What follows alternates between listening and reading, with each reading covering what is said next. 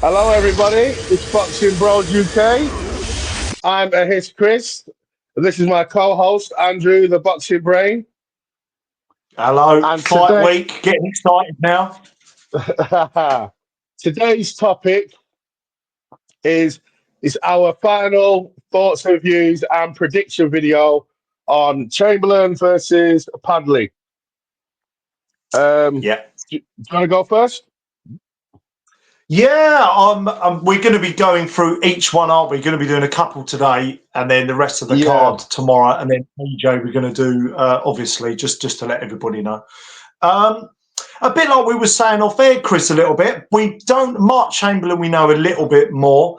As you correctly identified, he is a bit of a Turkey favourite, Turkey Al-Sheikh favourite. I think he said to Eddie or one of the promoters, like, I've got to get him on one of the shows. I really like him. And I can see why. Yeah. He's a big puncher, tall for the weight. He's exciting, but he's only had 16 fights.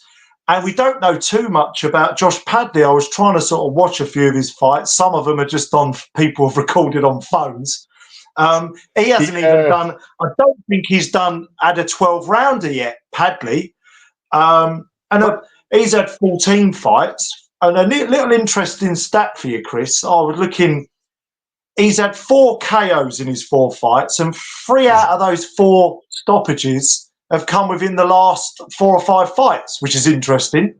So I thought was he sitting down on his punches a little bit more, perhaps, in recent fights? It's because we don't really know much about him. Obviously, Chamberlain's the favourite but he's only the favourite because he's got a promoter and he's fighting on TV and all that kind of stuff. And he always looks cool, calm, collective in all of his fights. He's got good footwork, good power. His timing is excellent as well. Like, he's not like a pressure kind of guy. He times you. He sets traps. He's quite good at that. He's a southpaw as well. But the other guy, Padley, he fights on. He's a pro, but he fights on small hall shows. So if you're watching this, you're not from the UK. Small hall shows are like professional boxing shows that aren't shown on TV, or someone's got their own YouTube channel and they film all their fights, but it's not like mainstream. So for Padley, because you can't really gauge from his fights, we can gauge that he's got power, but we can't really gauge anything because he's just fighting like on small hall shows, people who are not very good, and so you can't really tell. So I see this as a Cinderella story. This is a big opportunity for him, and hopefully he's going to give it everything. Like, this is going to be like a 50-50 fight. I can see this being like a wild card, like a really, really good fight, like no one was expecting. Yeah, I'm expecting this to be a little bit of a shootout. I mean, you know what Mark Chamberlain's going to do, and we know a little bit more about him. Like you say, he's had a bit more backing, hasn't he? And it's difficult. This is quite an interesting one to preview because there's not too much to go on yet, as you said. And I was looking at Chamberlain's last fight, which was supposed to be a bit of a step up, although Joshua Wahab, he seems to have completely gone off the boil. And he starched him in 1 round, absolutely blew him away. And so he timed it perfect as well, didn't he?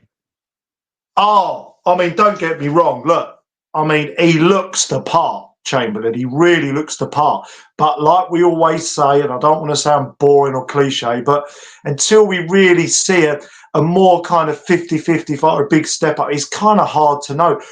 You'd think the height advantage, the power advantage, like I say, Padley's knockouts seem to have come recently.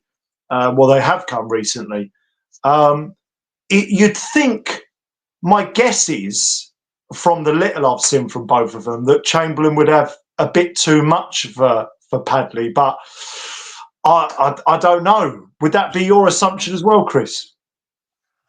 I would say so. I'd say Padley's the more. I mean, not Padley. Chamberlain's the more the more polished. He's had the more backing. He's got the sponsors. Like Padley seems to me half and half. Like he's a professional boxer, but probably has another job. Probably his sponsors are probably like local in his area to his town. Like like he's not fully invested. So I feel this as an opportunity for him to make it in boxing, and that this is his like world title. Like remember Joe Smith Jr. Like he was like a steel worker or something. He was doing a 9 to 5. He got the fight against Bernard Hopkins, knocked him out the ring, and then that was it. Boom. He got all his sponsors and he made it.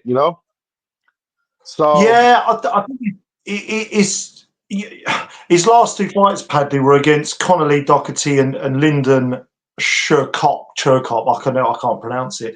But again, he just hasn't fought anyone. Just like these fights, right? It's good to highlight them because everyone's going on about probably Buatsi, Willie Hutchinson, and then the main event, and maybe a bit Josh Warrington and Kukachi. But actually, I think it's good to give these fighters a bit more exposure, actually, but it's hard to preview because you haven't really. We need to see more. Yeah. We need to see more so far, and actually, the review will give us a lot more of an idea, I think, of kind of what they're both about, because it's both their biggest. Obviously, they're both of their biggest fights by far. But we'll certainly know a lot. We just need to see more, Chris, don't we? That's it, and obviously. The lightweight division is quite lit, but I like what I see from Chamberlain. So, predictions. Who are you going with? Yeah. I'm not going to sit on the fence. Just going off, trying not to kind of go with the hype, but off of what I've seen, I think the rangier guy. He's got the power. He's got the skill set. Haven't tried, looked at a couple of Josh Padley's fights, combinations are half decent. I'm going to go with a Chamberlain stoppage. I think Chamberlain will stop him.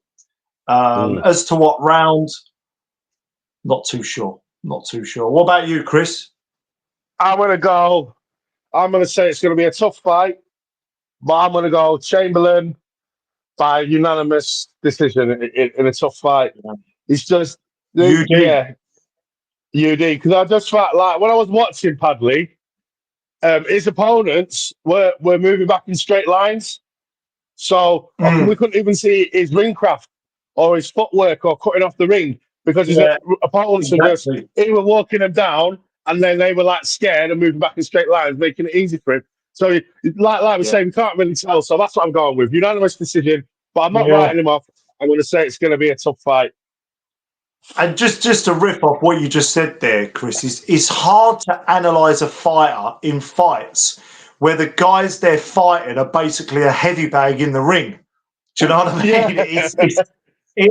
It's like, well, anyone can sort of tee off on someone who's not really giving them too much, no lateral movement, stepping to the right, stepping to the left, trying to. So this is where it's kind of these kind of fights are difficult to preview, aren't they? Just for that, for pure because we can't. We could say he hasn't, but because we don't know, because he hasn't had to show it, we can't say he can't cut the ring off. We can't say he can't do this, so we just gotta wait and see. Yeah, we'll see. All right, so you're going Chamberlain KO, late stoppage. I'm going Chamberlain.